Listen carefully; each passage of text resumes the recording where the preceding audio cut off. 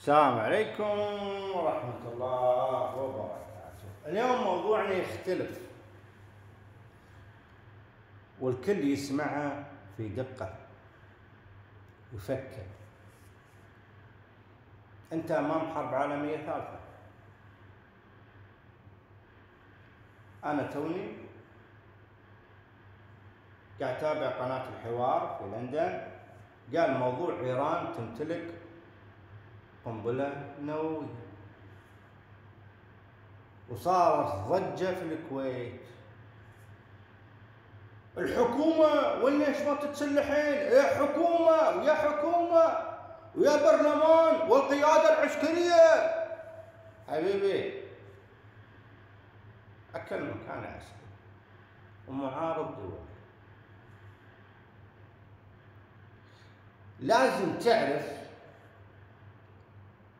من اللي خلى إيران تمتلك القنبلة النووية، ومن اللي خلى أمريكا والدول الأوروبية تمتلك القنابل النووية.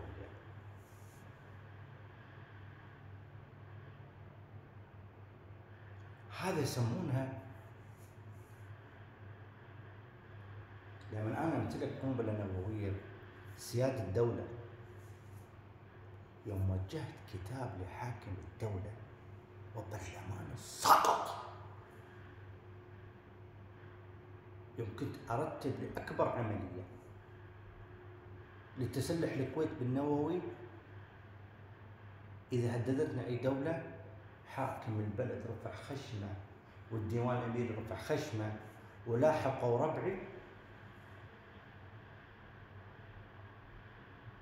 عملاء المباحث وعملاء المخابرات الجنوبية، العملاء للإسرائيليين والإيرانيين.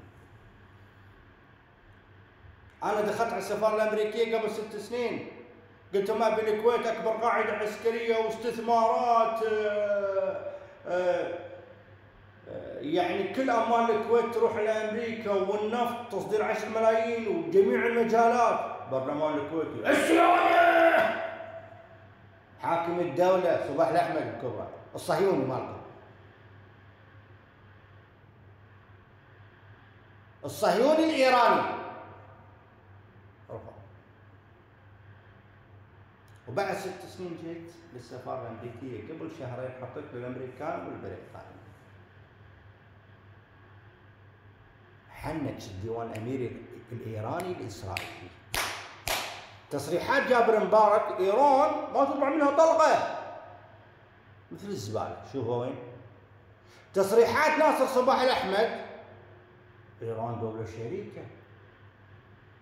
حلو. زائد تصريحات الدول الخليجية الساقطة. إيران هم حاطين سفارات إيران.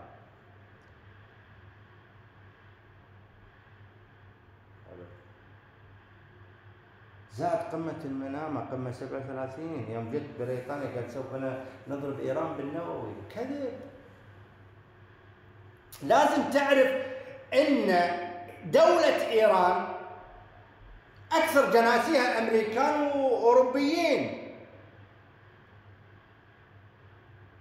الإيرانيين تلقاهم بأوروبا وبأمريكا، وزائد تلقاهم شرق آسيا عندهم مطاعم.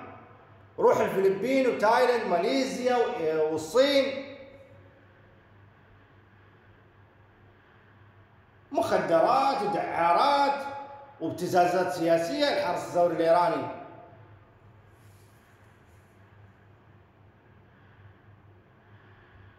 هاي إيران. في عام 1980 يوم بدأت الحرب الإيرانية العراقية، العراق كان عندها تبي تسوي مفاعل نووي،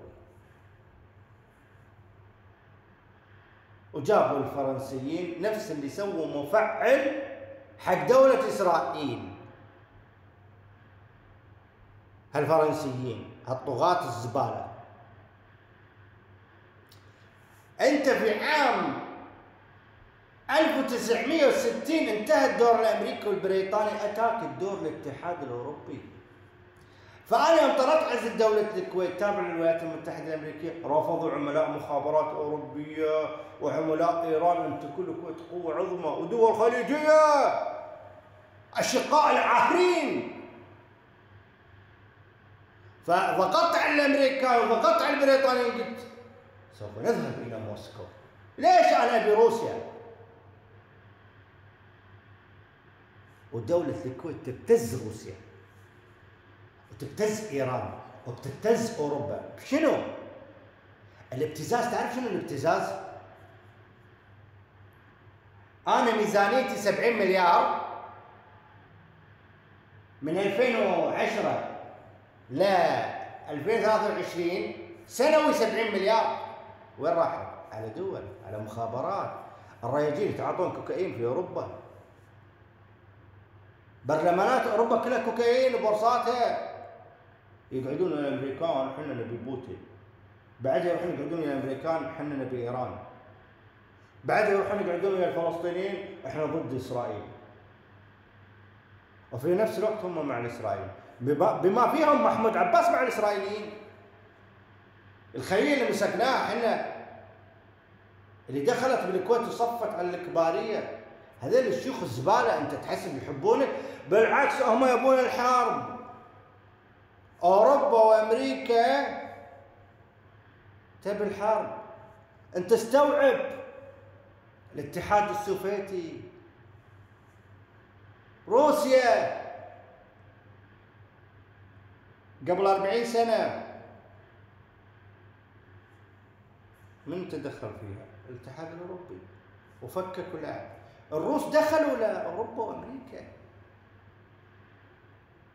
ترى حرب اوكرانيا ليش؟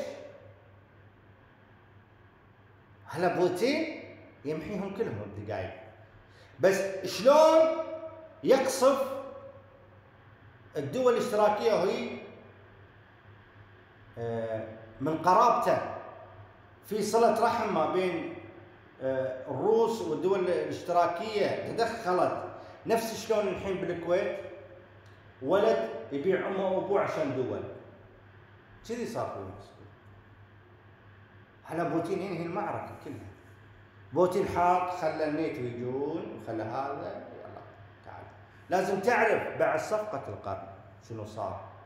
بعد صفقه القرن اتت القدس عاصمة إسرائيل، وبعد عاصمة إسرائيل أتت قمة السبع، بعد قمة السبع أتت قمة إسرائيل وجدة، بعد قمة إسرائيل وجدة شنو صار؟ بوتين تحرك. والإيرانيين والأتراك، كان الترك غادر في بوتين، والإيرانيين كانوا بيغدرون في بوتين. بس طال عمرك هذا الروسي أقدم جهاز هو الروس والبريطانيين والألمانيين بعدها. أنت أمام ألمانيا، فرنسا، بريطانيا نووي، أمريكا، الروس، شرق آسيا، الصين وكم دولة، باكستان والهند. أنت مو عن سالفة نووي، النووي سهالات. حرب الفيروسات الأوبئة، يجي يقط وباء في خلال شخص واحد. تخيل شخص واحد معدي بوباء غريب، في خلال ساعة ينقل ل1000، وال1000 ينقلون ل10,000، وال10,000 شعب كامل يموت. أوبئة الحقيقة اللي أنت ما تعرفها. فليش أنا طلبت رخص تجارية ومزارع للمدنيين والعساكر وبيوت قبل الزواج وتكسير النسل؟ الحكومة ما تبي شعبها، بل الحكومة تبي تذبحهم. هي دمرتهم بالمخدرات حبيبي، دمرت ضباط وأجهزة أمنية، خلتهم أسرى للإيرانيين والأوروبيين حبيبي. الحكومة أزبل من ما تتوقع. إذا ما عندك واسطة تموت حبيبي. الحكومة زبالة، أهل كوكايين حبيبي. تبيني أقول لك يبا أنت شلون؟ اطلعوا مظاهرات وشيلوا الحكومة كلها. وصدقني إيران ما راح تجيكم. إيران هي والأمريكان والأوروبيين والروس يلعبون لعبة. سلام.